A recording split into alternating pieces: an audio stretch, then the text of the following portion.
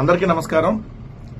ఆంధ్రప్రదేశ్ రాష్ట్రంలో చంద్రబాబు నాయుడు గారి కూటమి ప్రభుత్వం అధికారంలోకి వచ్చిన తర్వాత కక్ష సాధింపులో భాగంగా, అరాచకంలో భాగంగా ఏదైతే ఈ రెడ్ బుక్ అనేటటువంటి ఒక పిచ్చి కుక్కని ఎలా పడితే అలా వదిలేసి ఇష్టానురీతిలో వైఎస్ఆర్ కాంగ్రెస్ పార్టీ నాయకుల మీద దాడులు, హెచ్చరికలు, ఏదైతే ఆస్తుల విధ్వంసం, ఏదైతే అరెస్టులు, ఏదైతే వాళ్ళని కొంతమంది అయితే హత్య చేయించడం, ఇవన్నీ మనం 9 నెలలుగా దాదాపుగా చూస్తా ఉన్నాం. దానిలో భాగంగా ఈరోజు మరొక అక్రమ అరెస్టు జరిగింది.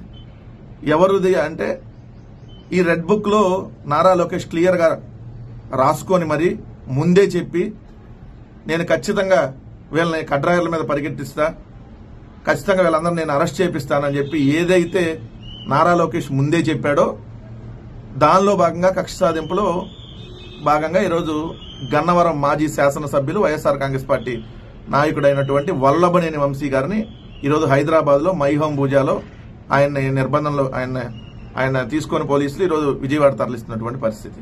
అంటే ఆయన అరెస్ట్ చేసి ఎంత తప్పుడు కేసు అంటే ఆల్రెడీ 2 రోజుల క్రితం అదే వ్యక్తి ఎవరైతే సత్యవర్ధన్ అనేటటువంటి తెలుగుదేశం పార్టీకి సంబంధించినటువంటి గన్నవరం ఆఫీసులో కంప్యూటర్ ఆపరేటర్ గా పనిచేస్తున్న ముదునూరి సత్యవర్ధన్, అతని చేత ఆల్రెడీ ఎస్సీ ఎస్టీ కేసు పోలీసులు ఆయన ఫిర్యాదు చేశాడని చెప్పేసి ఆయన చేత ఎస్సీ ఎస్టీ కేసు పెట్టించినటువంటి సందర్భంలో ఆయన న్యాయమూర్తి గారి దగ్గరికి వెళ్లి ఆయన స్వయంగా ఆయన హాజరయ్యి, సార్ అసలు నాకు సంబంధం లేదు, నేను ఆ రోజు ఆ గన్నవరం ఆఫీసులో దాడి జరుగుతున్నప్పుడు నేను లేను, అక్కడ వైఎస్ఆర్ కాంగ్రెస్ పార్టీ నాయకులు నన్ను దూషించడం ఏంటి అని చెప్పి ఆయన కేసును విత్డ్రా చేసుకున్నాడు. నాకు తెలియకుండా పోలీసులు సంతకం పెట్టించుకున్నారు అని చెప్పి, అది ఎస్సీ ఎస్టీ కేసు అని అసలు నాకు సంబంధమే లేదు అని ఆయన స్వయంగా జడ్జి గారి ముందు చెప్పింది. ఎప్పుడు?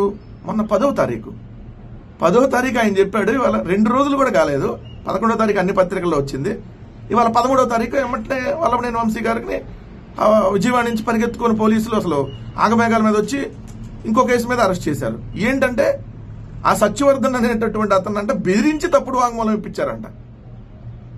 మీరు గుడ్డిగాడిది కన్నా ఫలితం అవుతున్నారా పోలీసులు? అంటే బెదిరించి, అంటే మేము అపోజిషన్ లో ఉండి మేమే బెదిరించేస్తాం, మీరు అధికారంలో ఉండి చేతులు గాజులు వేసుకుని కూర్చుంటారా? ఎవడన్నా చెప్పేదానికి వినటానికన్నా కనీసం కొంచెం వినసొంపుగా ఉండాలి కదా, చెప్పేదానికన్నా నమ్మశక్యంగా ఉండాలి కదా. మీరు పెట్టిందే తప్పుడు కేసులు. ఎందుకంటే దానికి సంబంధించి ఆల్రెడీ దాడి జరిగింది.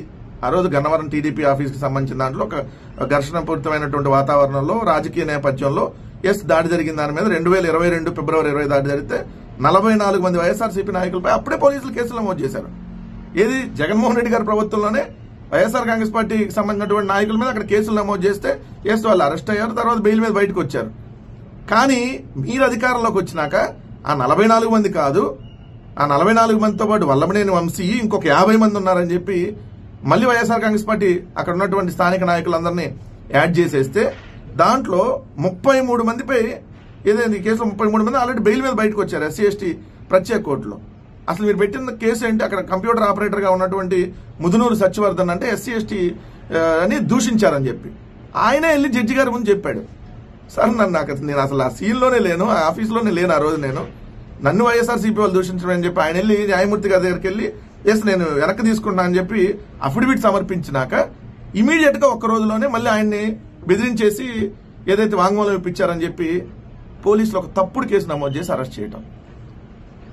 నారా లోకేష్ గారు ఒకటి గుర్తుపెట్టుకోమని చెప్తున్నా, ఎల్లవేళలా మీరు అధికారంలో ఉండరు, మీరు ఇంకా ఉండేది జమిలీ ఎన్నికలు రాకుండా ఉండుంటే 4 ఏళ్లు.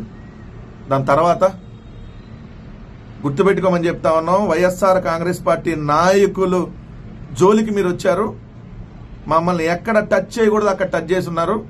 ఖచ్చితంగా దీనికి తగిన ప్రాయశ్చిత్తం అనుభవించే రోజులు అతి దగ్గరలో ఉన్నాయని గుర్తుపెట్టుకోండి. ఇలాంటి అక్రమ కేసుల్ని ఇలానే మీరు కొనసాగిస్తా వెళ్తే ఖచ్చితంగా దానికి తగినటువంటి ప్రతిచర్య ఉంటుందని మాత్రం గుర్తుపెట్టుకోమని హెచ్చరిస్తా ఉన్నాం. ఇలాంటి తప్పుడు కేసులకు వైఎస్ఆర్ కాంగ్రెస్ పార్టీ భయపడద్దు అనుకున్నారా?